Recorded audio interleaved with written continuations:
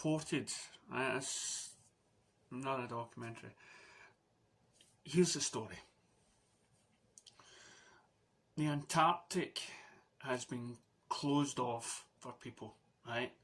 Nobody's allowed there. It's like a military base.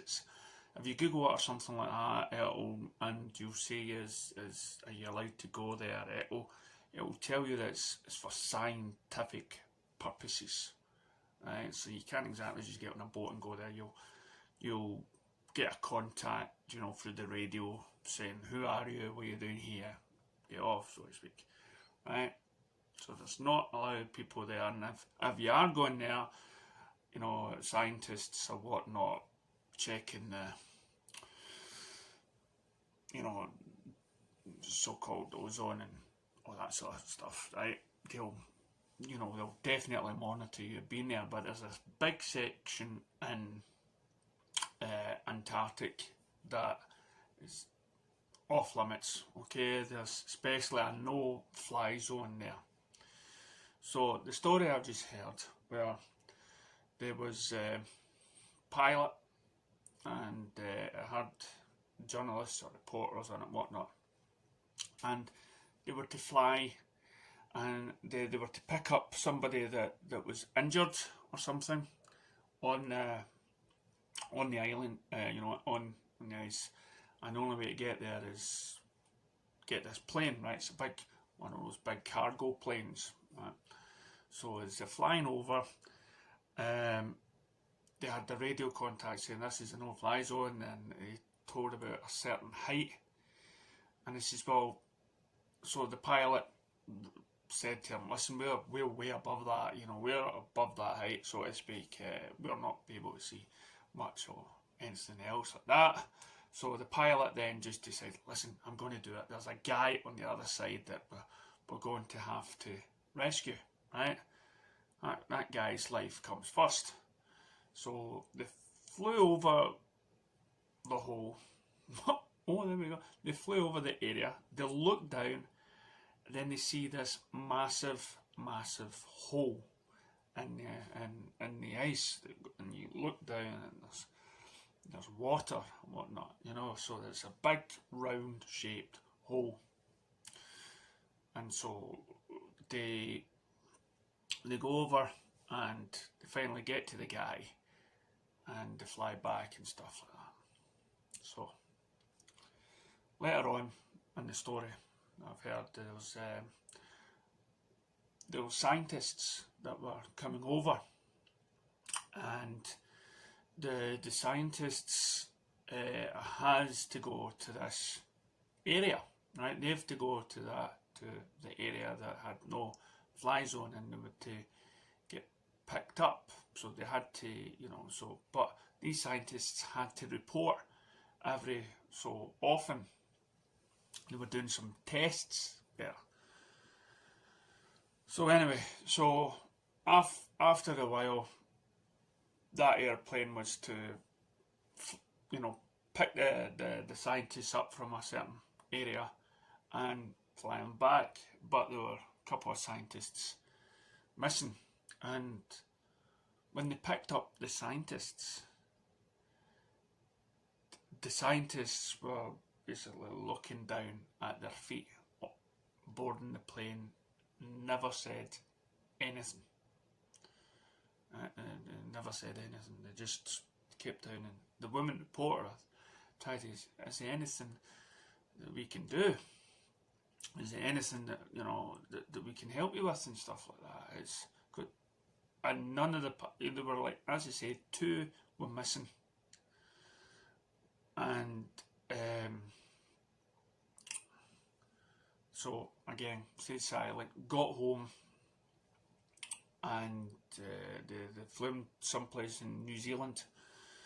So later on, anyway, the pilot and this reporter woman got together, and they met in this sort of crowded Mexican sort of loud, noisy room. And it was a restaurant or something like that. It was very noisy, a lot of people there. So they met up. So particularly the the whistleblower, basically, the whistleblower, had said to her that that hole, because they had worked there, was meant, and he hadn't signed this on non-closure agreement or something like that, so he felt like he could talk, so he was telling her that that hole that they're seeing, that's where a lot of UFOs were going in and out. They were going, and it's been reported, as far as I've been looking into this thing, that there's a lot of UFOs, even the one a couple of years ago spotted by the RAF pilots, were underwater, and we've all seen the film The Abyss as well. But apparently, you know, there's a lot of connections between UFOs and underwater stuff. So at this bit in Antarctic, they've been using basically that area to communicate with the aliens, and the scientists were meant to go down and, I don't know, do something or study something or whatnot, and the two of them didn't survive whatever process there was, or just couldn't handle it, so they didn't return with the scientists. So they were talking about that, and then later on, so again they were talking about this. So a couple of years went by, and this is taking place maybe 5 years ago, okay? And this restaurant thing, and the incident happened maybe a further 5 years back down. And then the pilot and whatnot got a telephone call, and he actually had it scripted. He gave it to the woman. He actually had the full conversation on a piece of paper, and it was telling him that basically, we know everything that you were saying in the Mexican restaurant, and we want, and it shows you his reply, and what they were basically telling him is, we know everything. We know everything that you said in that Mexican restaurant. We know who you were talking to, and we want it, and we want you to be quiet. We don't want you to say another word. Basically, it was a kind of threatening letter, so it kind of boggles the mind that, you know, that they even were watching. They've got the technology to watch somebody in a busy restaurant 5 years after the fact that, you know, when the guy had left that, and kept tabs on him, and then followed him to that, and somehow got a hold of the whole conversation in a Mexican restaurant. So it boggles the mind that, you know, there is, for say, they're talking to these aliens that has that, and apparently through what I've read and looked through, this has been going on for some time, this communication with these aliens, for the last 40 or 50 years. And of course people are saying, oh, why don't they just like land on the president's lawn? Why don't they just make themselves clear? Well,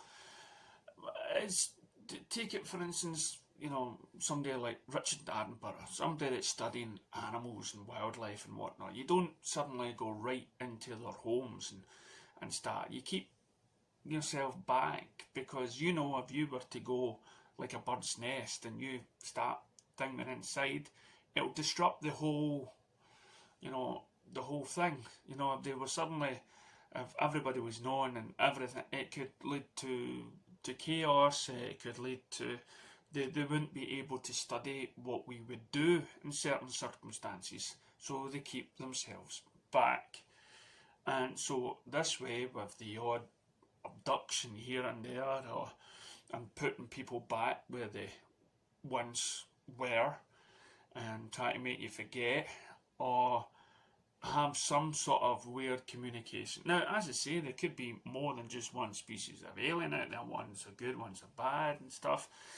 And there's even people that went to the corn circles and stuff like that had feelings of, that stood in the cornfields, the circles and stuff like that, and had that sort of feeling that, you know, we're watching you and everything else. But that's beside the point. What I want to get back to is this Antarctic story. And I mean, just imagine if it's all true. Imagine that there are aliens on this planet right now under the Antarctic, and they've been communicating. And what I've said in the last video is, and what some people surmise, and you look back on our history, and again I keep coming across pictures and everything else, and from a couple hundred odd years ago, thousands of years, there's artworks with what seems to be UFOs in the sky, godlike people. There's even tribes in some religions that claim to be from space, and there's stories about how we could actually have been, somehow made, or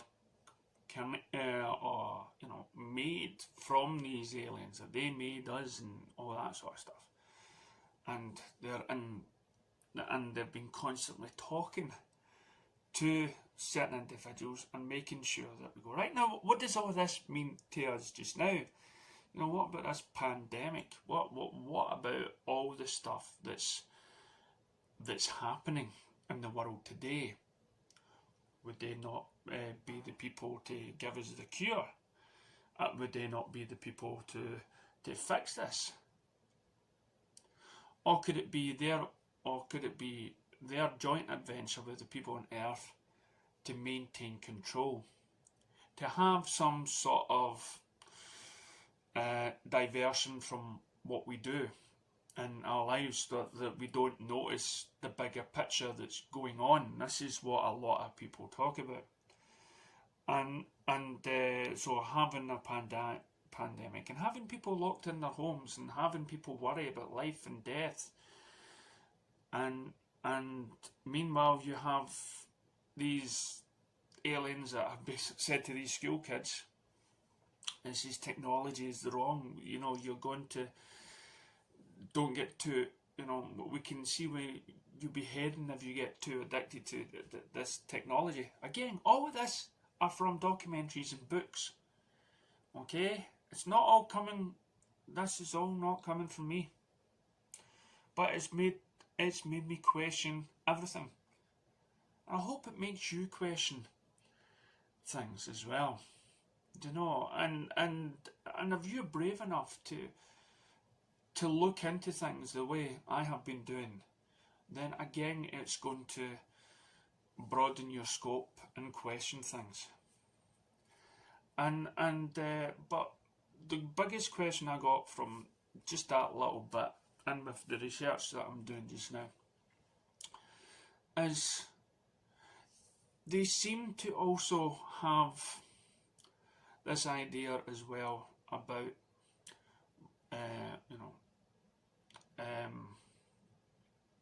what do you call it?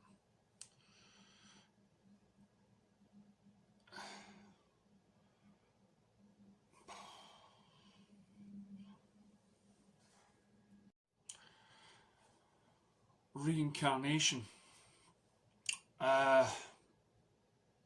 And if they have knowledge of reincarnation, if they have that superior knowledge and understanding of the world, then it boggles the mind. Do they either have a more understanding about death, life, with this reincarnation? Are they by being this existence of human, do we then experience what death is like before we move on? Are we exactly, could we actually be an alien, right? Well, we all know that we could all be an alien, right? But just this is again connected to this. There is talks about them creating us or whatever, right? Or, as you say, if you're religious, then Jesus and God and whatnot created us, and we're all here for that, experience, whatever way you want to look at it, God or aliens, right? We're here, and we're all here doing this sort of test, religiously, scientifically, whatever. But God exists, and there's thousands and billions of planets out there, and there's more chances, there's more chances that there are other life forms out there, according to all the stars, which is basically suns surrounded by planets. Okay, there's more chances of billions of different life forms out there than there is just having just us. Okay, there's more percentage than having billions. So anyway, so for them also to be here, and for them to have this superior sort of technology, and than us, then they're more advanced. They could be more advanced that they could actually looking for the meaning of life themselves, and by creating life and jumping into bodies like this in order to experience the death, in order then to come back alive in the next life as something else. It just boggles the mind. Are we part alien? When do the alien inside of us die, or when does the soul actually die to transcend to wherever we're meant to be going? It's an endless loops of questions, which has been a fascination with me for all my life. If you were a religious person, you can, you say, oh, when we die, we look down and we see our loved ones, and then before we're ready, we can transcend to the heavens and join the rest of the family and everything else, and we become good, and we start seeing angels and gods. And then there's the other way, as well, if we were created but not by some sort of super being, and the ancestors we believe to be. Anyway, so, but if we're aliens, if there's aliens that sort of help create us, and they can actually pass their minds on to us, and we somehow have this experience of life and death. It's just an endless cycle, but it's whatever you want to choose to believe in. But then you've got to ask why you believe that. Why do you full-heartedly believe that? And with so many people around the world telling everybody what they've seen, what the people have told, why do we decide not to believe those people? With the stories I have heard and what I'm telling you now, why would you choose not to believe it? Is it because we're already pre-programmed into just believing one side? That we all programmed to believe everything that the government tells us? Our politicians tell us? Are we programmed to listen to certain selected scientists and doctors and lawyers?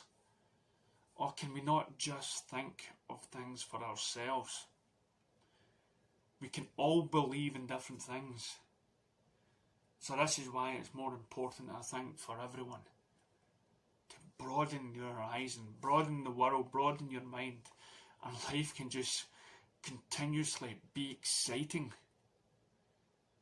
Be exciting the more open-minded that you are to the thousands of possibilities that are out there. Thank you.